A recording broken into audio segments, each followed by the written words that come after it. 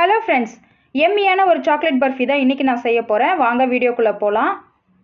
இதுக்கு நான் வந்து ஒரு பவுல் எடுத்துக்கிறேன். 2 கப்பு பால் பவுடர் அதில் போட்டுக்கிறேன்.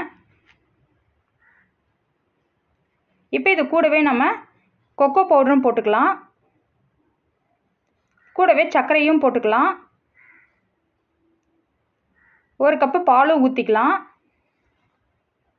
இப்போ இது எல்லாமே கட்டி இல்லாமல் நல்லா வந்து கலந்து விட்டுங்க விஸ்கு வச்சு.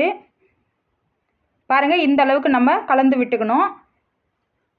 பால் பவுடர்லாம் நல்லா வந்து மிக்ஸ் ஆகிருக்கணும். இப்போ நம்ம ஸ்டவ்வில் கடாய் வச்சு நெய் விட்டுக்கலாம். கலந்து வச்ச நம்ம இந்த பேட்டரை வந்து ஊற்றிக்கலாம்.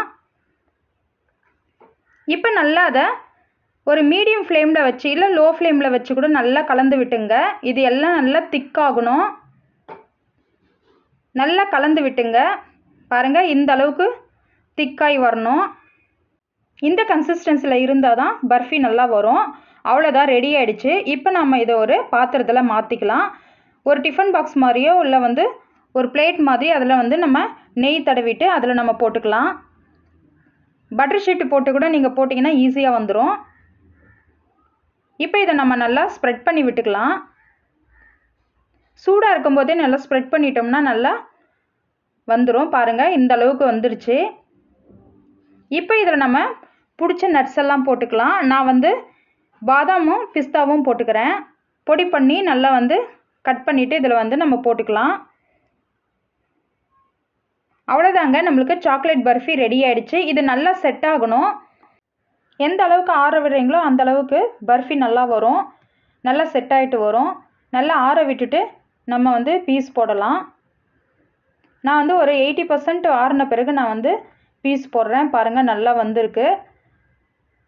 நமக்கு பிடிச்ச ஷேப்பில் வந்து நம்ம கட் பண்ணிக்கலாம். நான் வந்து ஸ்கொயர் ஷேப்பில் கட் பண்ணுறேன். நீங்கள் வந்து டைமண்ட் ஷேப்பில் கூட கட் பண்ணிங்க, உங்களுடைய விருப்பம்.